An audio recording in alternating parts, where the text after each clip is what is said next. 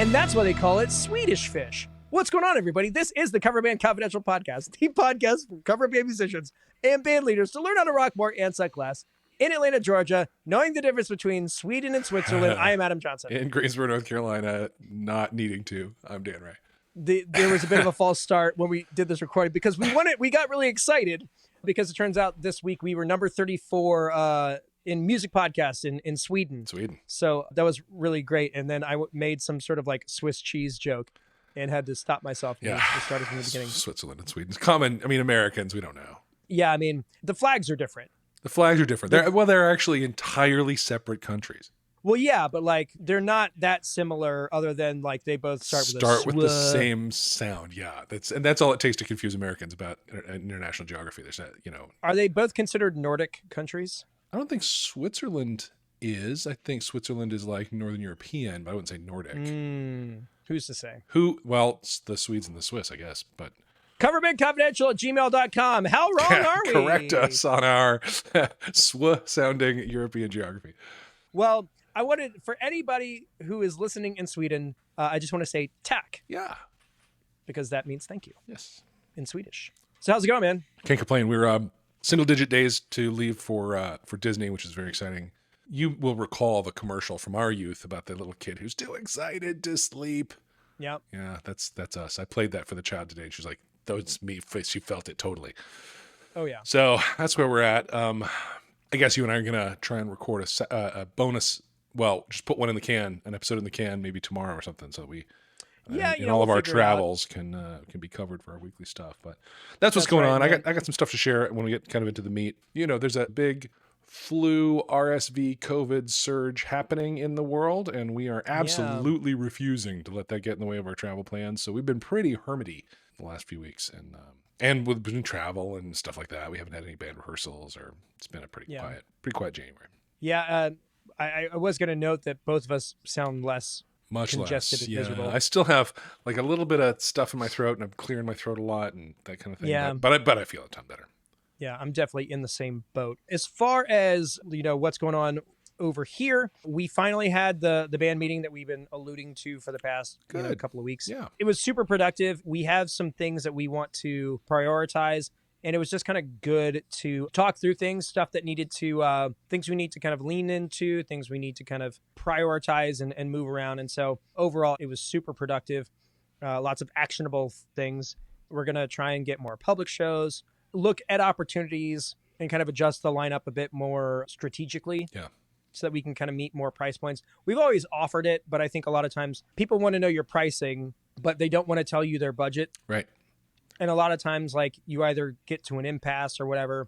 So there was a little bit of that. And then also just like delegation, because when our admin/sound guy went and started doing what he's doing now, which is, touring with signed artists and doing front of house for, big festivals and stuff. He was holding a lot of the mental load and physical load, really. And when that all came back on me, it kind of like started sucking the fun out of doing shows. So I actually used the band leader list that Adam Moskowitz had put together and kind of was like, hey, here's just kind of like a rough idea of the stuff that I'm doing on a daily basis. Go over this thing.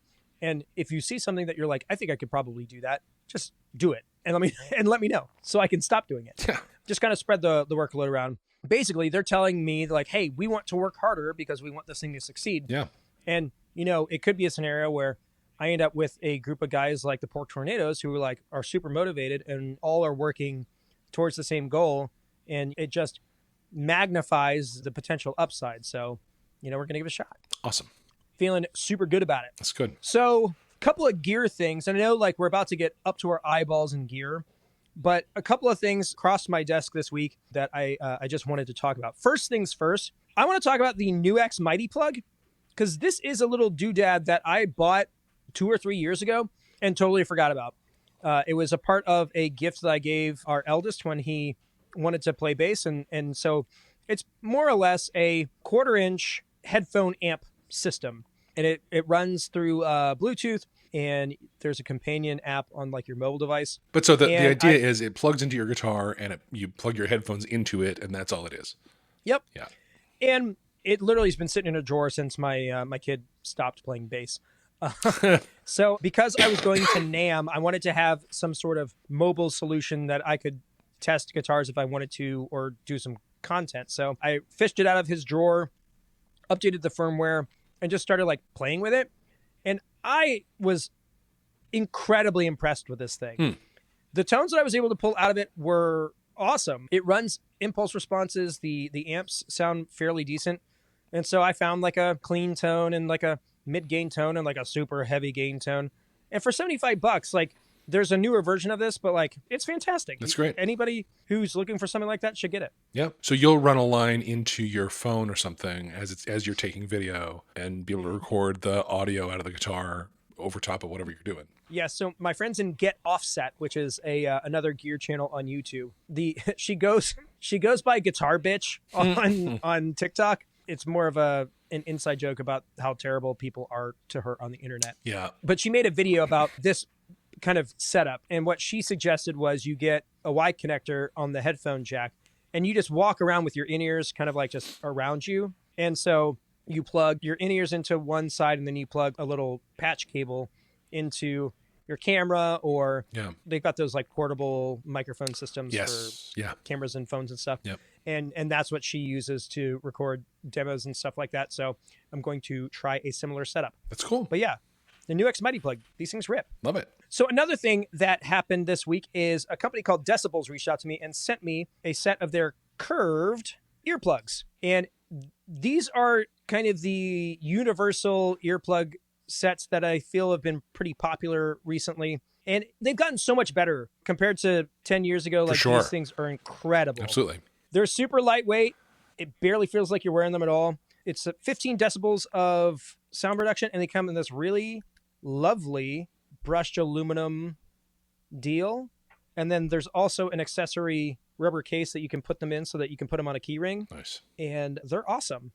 So if you are in the market for a set of universal fit earplugs, we'll put a link in the show notes. And you should be in the market for a set of those. If you don't have one of those, that's an important thing to carry around. You only got one set of ears. So yeah, the only reason why you wouldn't be in the market from this is because you already have a set. Exactly. You should, if you don't, check out curved earplugs. Link in the show notes. Yeah, I have a pair of very nice custom molds that I got as a add-on to a set of custom molded in-ears that I bought that I really love. I use them a lot. But if you don't have that, check these out. And we're not going to get into much more gear talk because NAMM is it's going to be all just gear, about man. a week away, and there's just going to be too much to talk about. Yeah. And you're just going to be inundated with everything else. I did make a post this week about the new Machine Gun Kelly signature guitar and how it basically just is a butt rock Bo Diddley guitar. Mm-hmm. They're the exact same shape. And I went so far as to I took one of Bo Diddley's album covers and I just replaced his Bo Diddley guitar with the Schecter. So if you go check out our socials, you'll see that lovely piece of Photoshop wizardry. It was pretty good. I was very proud of myself. Yeah, it was pretty good. All right, let's move on to reviews. This week's review comes from Timmy. It says, excellent band podcast. I started listening to these guys over the summer of 20 on a long road trip and got hooked immediately. If you're in a band or even looking to start a band, give these guys a listen. They cover topics from band conception to success, advertising, fan interaction, and much more. Now my only problem is catching up. Big thanks to Timmy for the kind words. If you would like to hear your name mentioned on the show, leave us a review. Be like Timmy. That's it. Be like Timmy. Love it. Okay. Let's get into the main topic. Now, this was something that I conceptualized at the beginning of last week because we had that crazy Friday where all of a sudden everything just started kind of coming at us all at once. And to me, it felt like, well, there's this booking wave. Like I'm getting deluged with all of these inquiries.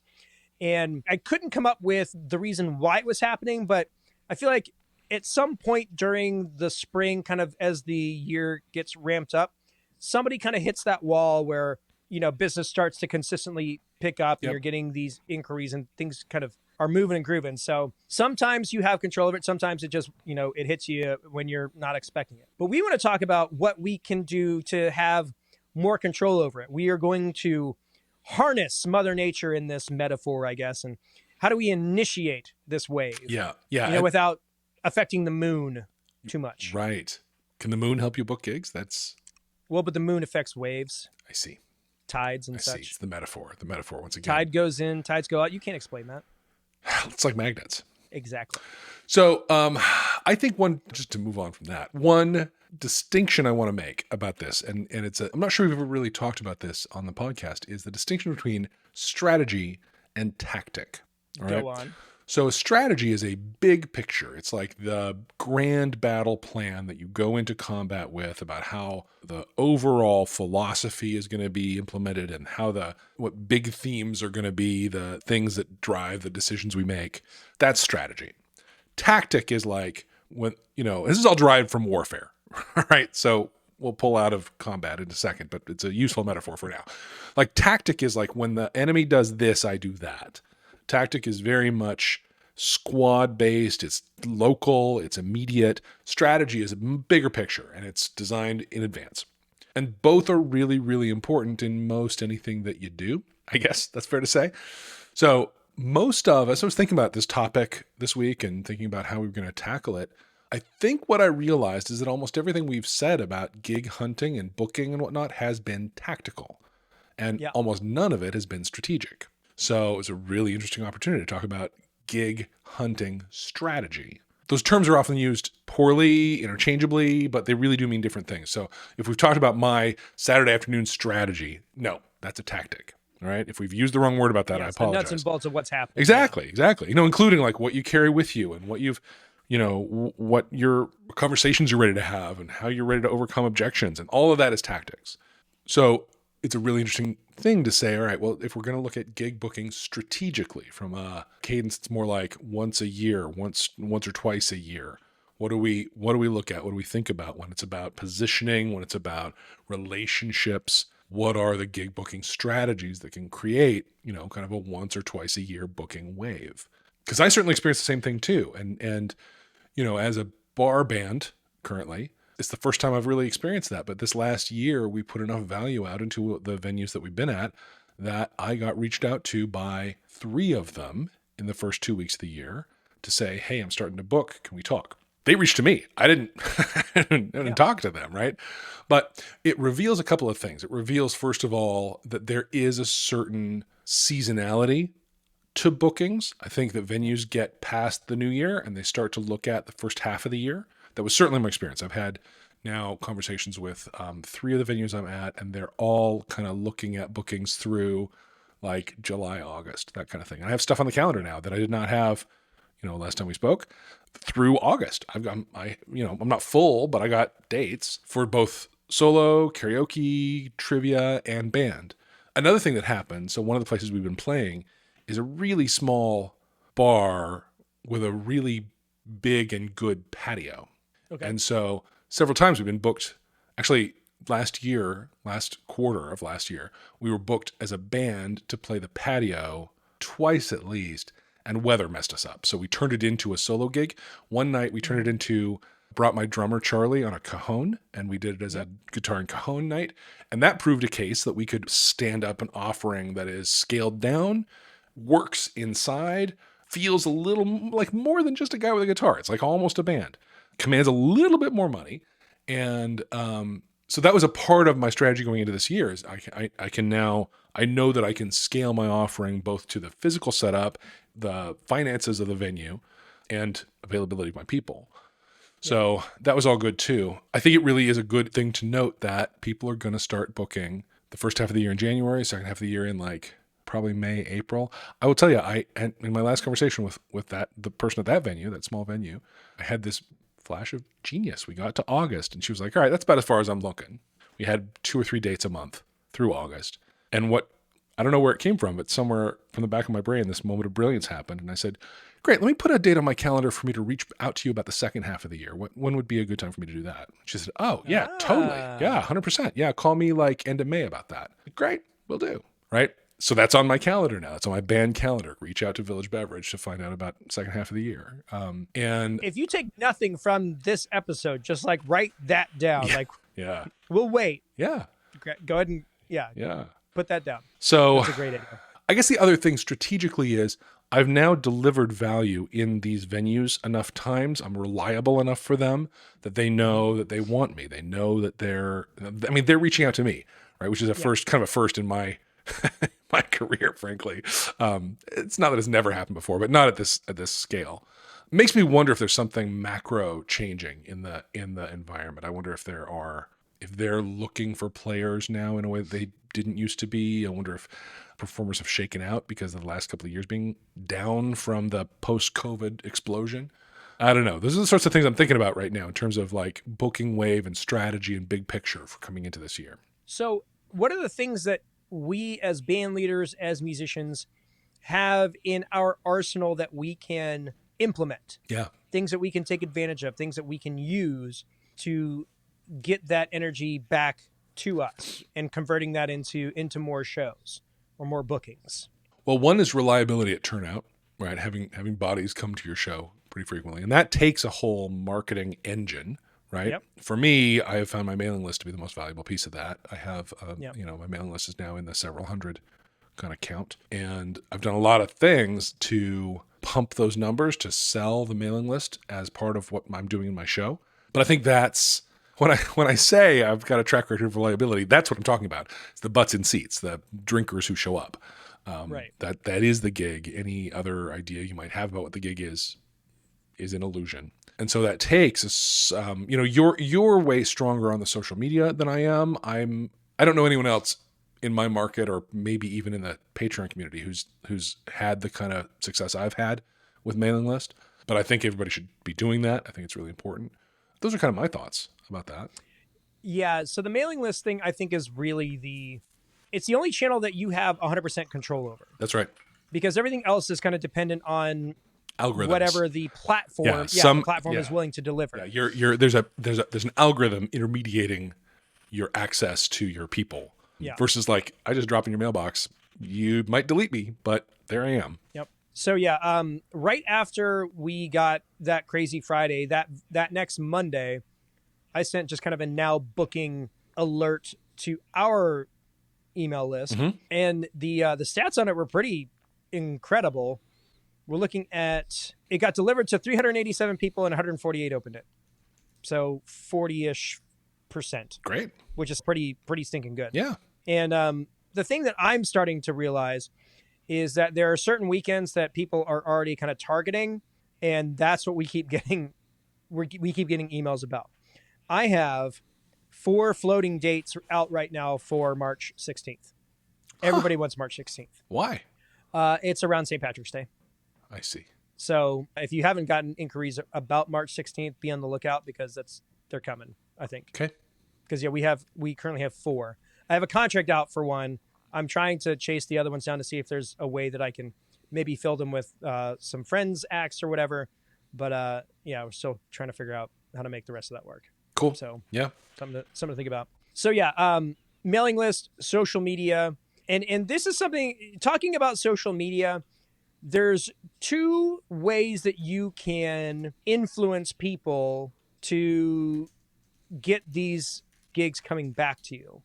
So you can, as a band or as an agency or whatever, post stuff yourself about what you got going on and just general stuff. But you can also motivate any fans that you've got to do these kinds of campaigns on your behalf. Right. Because a lot of the time when the new year rolls around, a lot of these municipal events, these kind of local citywide deals will post something like, oh, we're rearing up for our summer concert series. Who do you want to see? And that was another thing that just kind of happened totally out of my purview. I woke up one day and it was like the members only account had like 12 mentions. And I was like, well, that's okay. So I clicked on it, see what it was. And it was some city place that were like, who do you want to see this year's deal? And a bunch of people said they wanted to see members only. So cool. That was great. Yeah. And it was south of Atlanta, which is where Joey, our guitar player, lives. And so I texted him. I was like, is this some sort of like shadow campaign that you like initiate? He's like, no, I had nothing to do with it. Like, okay, I'll take it at your word. Good. But, if you don't have a fan group on Facebook, you should probably do that.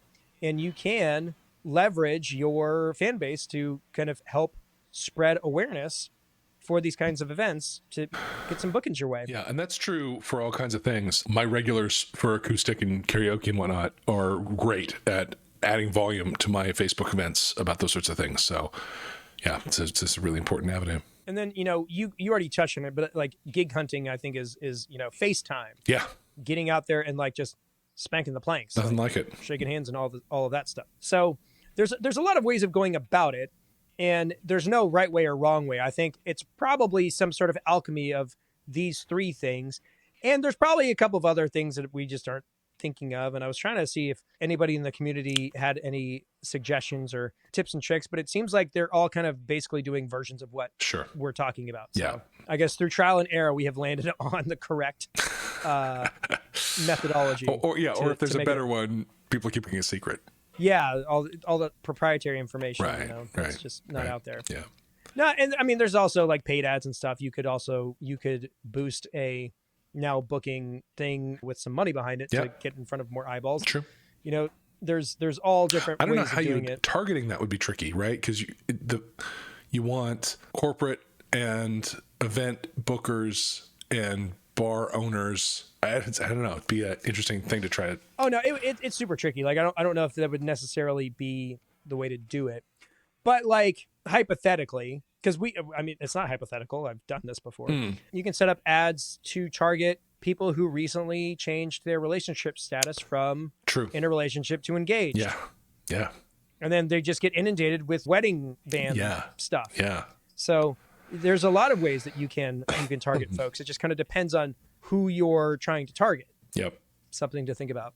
But ultimately, like the goal is to get enough juice behind you. There is a thing to say about that. If you I work in real estate, and it's a known thing that if you post your home for sale by owner, you're probably going to get 100 calls that day from real estate agents trying to pitch you to represent you. If you have listed your house and it expired, like the expiration date of your contract with your agent ends, that shows up in all the real estate data. The MLS shows that, and you're going to get 100 phone calls that day. So as somebody on the phone call making side of that, you're smart to be aware of that and open with like, hey, listen, okay, look, I know. Whatever the parallel of that into what we're doing here, beginning of the year. Okay, look, I know every band's hitting you right now. I know it. Because this is the time when you're booking your first half of the year. I'm aware, but like, here's why you should pay attention to us. That's a really smart opener. It's a really savvy sort of like, I'm already trying to solve a problem for you, right? Because that's the whole thing. The whole thing of a band is I'm here to solve a problem called you need to goose attendance on a Saturday night. And we can do that. We can do that for you. We have a track record. Yep. Here's how you know. Yeah. Whatever you got to do to get some wind to your back, do it. Yep. Find creative ways. If there's stuff that you're doing that's working that we didn't mention, hit us up, coverbandconfidential@gmail.com. We are all ears. Ultimately, our goal is to spread as much good information as possible to as many people as possible. So, share what you know. Don't be precious. Don't be precious. Don't do it. That benefits nobody except for you, because it's benefiting you and you're not sharing. It doesn't even really benefit you. Frankly, you are closed down to new ideas. If you think you've got the answer and you're going to guard the answer, you're shut down to anything else that might be out there. Being precious does not serve you. Wow, shots fired. Yeah. Well, that's all that I got. Hopefully you guys are getting this as well. I know some of y'all are froze out and it's going to be a little while before gigs start showing back up. And I don't feel right complaining about it being cold where I am. I mean, it's cold for the South, but I think Schulte said it was -9 in Iowa the other night. Yeah. No thanks. Yeah. You guys enjoy that. I will stay in the South. Thank you very much. Indeed. All right, man. That's all I got for this one. Yeah, me too. Thanks everybody for tuning in. We appreciate you checking us out. Lots of things going on. The NAMM content is imminent. And there's a bunch of stuff on YouTube and TikTok and Instagram and all the other stuff. And if you want to know more about it, Mike will tell you. But I'll go ahead and call it for this week. In Atlanta, Georgia, I'm Adam Johnson. In Greensboro, North Carolina, I'm Dan Wright. You have been listening to the Cover Band Confidential podcast for the week of January 19th, 2024. Hey everybody, it's Mike Schulte from the worst named band in America, the Pork Tornadoes. I listen and love this show, and apparently you do too, because you made it this far. No one makes it this far, but you did, which means that you owe Adam and Dan. This podcast is free and you consume it to its fullest. It's time to pay up. Here's 3 things you need to do. A, you have to leave them a review on your podcast platform. You're already in the app. Click 5 stars right now, write some words, done. While you're there, share this episode to a fellow musician. There's a share icon on your podcast app. Text it to him and say, you need to listen to this. You need to get better. You're not a good musician. This will help you. 2, you have to follow them on your social media platforms, YouTube, Facebook, Instagram, and TikTok. Go find them and follow. And D, everything I just said is free and it's the least you can do, but here's where you can really support you. Join the Patreon. This is where you can actually support this podcast that you cherish so much. A small monthly donation gets you access to the Slack channel, which is the best place to be if you're a musician who wants to take your band to the next level. You have some of the best musicians giving advice and helping you out, and it's just a great overall community. Do it.